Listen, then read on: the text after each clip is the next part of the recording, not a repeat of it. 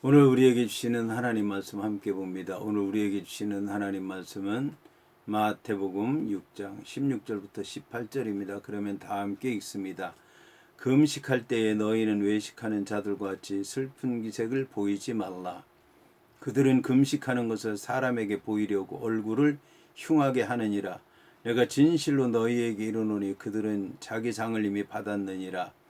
너는 금식할 때에 머리에 기름을 바르고 얼굴을 씻으라. 이는 금식하는 자로 사람에게 보이지 않고 오직 은밀한 중에 계신 내 아버지께 보이게 하려 함이라. 은밀한 중에 보시는 내 아버지께서 갚으시리라. 아멘. 오늘 말씀의 제목은 금식에 관하여입니다. 그러면 본문의 말씀을 통해서 함께 은혜 나누도록 하겠습니다. 이에 오늘 말씀을 보게 되면 금식할 때에 너희는 외식하는 자들과 같이 슬픈 기색을 보이지 말라. 내가 진실로 너희에게 이르노니 그들은 이미 자기 상을 이미 받았느니라고 말씀하고 있습니다. 본장 6장 1절부터 종교적 위선의 경계에 대한 교훈이 이어지고 있는 가운데 유대인들의 종교적 3대 의무인 구제와 기도에 이어서 금식에 관한 교훈이 이어지고 있습니다. 금식은 하나님 앞에서 자신의 겸손을 나타내거나 하나님의 도움을 간절히 호소하거나 신앙 훈련의 방법으로 유용하게 사용되었습니다. 이와 같은 개인적 금식 외에도 성경에는 1년에 한 번씩 대속죄일에는 민족 전체적으로 행하는 정기 금식일을 지킬 것을 규정하고 있습니다. 모세의 율법에는 1년에 한 번 지키는 속죄일에 모든 백성이 다 금식할 것을 규정하고 있는 것입니다. 바벨론 포로 기간에는 하나님이 개입하셨던 지난날의 역사를 회고하면서 새로운 자세를 가다듬기 위해서 정기적으로 금식할 것을 규정하기도 했습니다. 스가랴 7장 3절 부터 5절 그리고 8절 19절의 말씀을 보게 되면 금식에 관한 얘기가 자세히 나오는 것을 볼 수가 있습니다. 이런 국가적 차원의 금식 외에 각 집단이나 개인적인 차원에서 다양한 목적을 가지고 금식이 행해지기도 했습니다. 금식은 때때로 자신의 죄를 고백하면서 하나님 앞에 겸손한 자세를 나타내 보이기 위해서 하기도 하였고 주 앞에서 더욱 겸비해지기 위해서 하기도 했고 헤어날 수 없는 큰 번민에 빠졌거나 위기에 빠졌거나 절망에 빠졌을 때에 하나님께 구원을 호소하기 위한 방법으로 행해지기도 했습니다.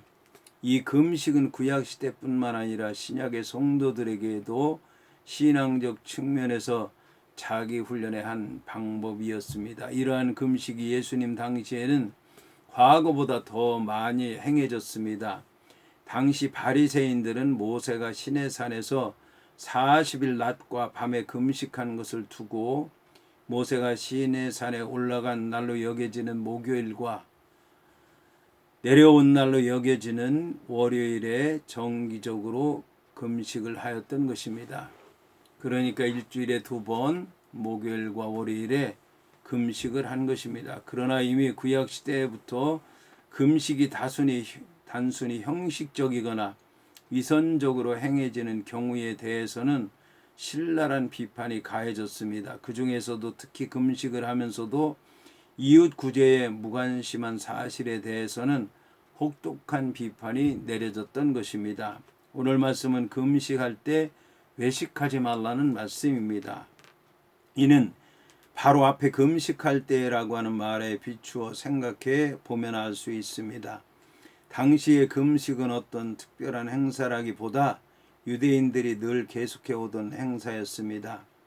사실 예수님 당시의 바리새인들은 한 주에 2번씩, 즉 월요일과 목요일에 금식했습니다. 그리고 안나와 같은 경건한 여자 예언자는 일상적으로 금식을 했습니다. 그런데 이러한 금식을 하게 되면 자연적으로 배고픔과 같은 육체적인 고통이 따르게 마련입니다. 예수께서는 바로 이 같은 고통을 자기 의와 경건을 자랑하는 도구로 사용해서 자연적 고통에까지 인위적인 표정을 지어가면서 위선을 이제 범하지 말라는 뜻으로 명령하신 것입니다. 마찬가지로 일상의 신앙생활을 결코 자기의 의를 만족시키는 도구로 전락시켜서는 안 된다는 것입니다. 오직 그것은 하나님 앞에서 이루어져야 하는 참된 경건이라는 것입니다. 이와 관련해서 본문은 슬픈 기색을 보이지 말라고 말씀하고 있습니다.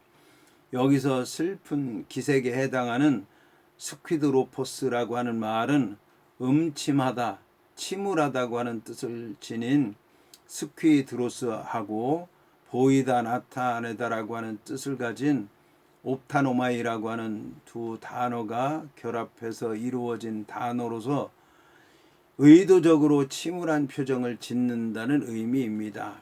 이는 그의 마음이 침울하다기보다는 배우처럼 남에게 보이기 위해서 자신을 침울하게 꾸민다는 뜻입니다. 금식을 할 때에 자연적으로 용모가 흐트러지고 자신의 내적인 죄악을 깊이 통회하고 자복하는 중에 기름을 바르지 않고 죄를 뒤집어 쓰기도 했습니다. 그러나 주님이 지적하시는 것은 자신의 진실된 통회의 표시로서 금식이 행해졌던 것이 아니라 사람들 앞에 자신의 종교심을 자랑하고 또 사람의 칭찬과 존경을 받으려고 하는 동기에서 외식적인 금식이 행해졌던 것에 대해서 말씀하신 것입니다. 여기서 얼굴을 흉하게 한다라고 하는 말은 먼지와 재 등을 머리에 뒤집었음으로써 본래의 얼굴을 거의 보이지 않게 하는 행위를 지칭하는 것입니다. 여기서 받다라고 하는 말은 상업적인 용어로서 자주 쓰이는데 본문에서는 이미 영수했다는 뜻입니다. 이에 예수께서는 너는 금식할 때에 머리에 기름을 바르고 얼굴을 씻으라고 하셨는데 직역하면 너는 금식할 때에 너의 머리에 기름을 바르고 너의 얼굴을 씻으라는 말입니다.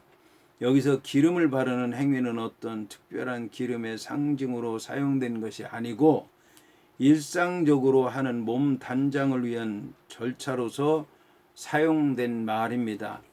그 한 예로서 다윗은 밧세바가 낳은 아이의 병을 위해서 금식하다가 그 아이가 죽고 나자 금식을 중단하고 일어나서 몸을 씻고 기름을 발랐습니다. 이처럼 기름을 바르는 것은 금식의 행위를 밖으로 나타내 보이지 않는 구체적인 방법인 것입니다. 본문을 통해서 위선적인 종교 생활의 한 방법이 될 수도 있는 금식과 관련해서 그리스도께서는 금식을 하되 평소와 마찬가지로 몸 단장을 해서 금식하는 것을 사람들이 알지 못하게 함으로써 사람들을 의식하지 말고 오직 하나님과 바른 관계만을 염두에 둘 것을 권고하신 것입니다.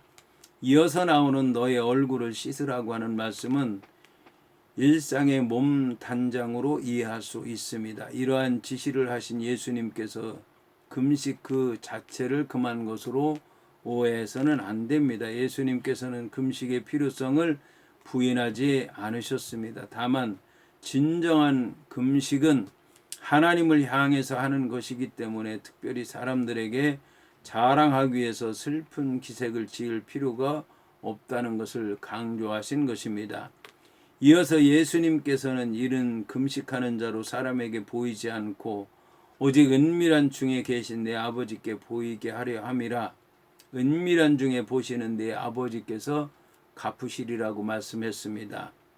이는 금식은 자기 부정의 행위이며 육신의 고행이고 하나님과의 영적 교제를 위한 일종의 육체적 단절 행위라고 하는 것입니다. 이를 통해서 우리는 하나님 앞에서 온갖 세상 욕망과 혈기를 죽이고 더욱 거룩해지고 겸손해질 수 있습니다. 그러나 이 금식은 반드시 하나님을 대상으로 해야 되는 것이지 조금이라도 사람을 대상으로 하면 차라리 하지 않는 것만 못하다고 하는 것을 말씀하는 것입니다. 여기서 갚으시리라고 하는 말을 직역하면 그가 너에게 갚으실 것이라고 하는 말입니다. 여기서 너에 해당하는 소위라고 하는 인칭 대명사를 사용해서 사람들에게 과시하지 말고 하나님과의 관계만을 의식하며 금식 기도하는 바로 너에게 갚을 것이라고 하는 사실을 분명히 드러내고 있습니다. 여기서 은밀한 중에라고 하는 말은 은밀하게 행하는 금식을 공개적으로 갚으시겠다고 하는 하나님의 보상에 대해서 분명하게 강조한 표현인 것입니다.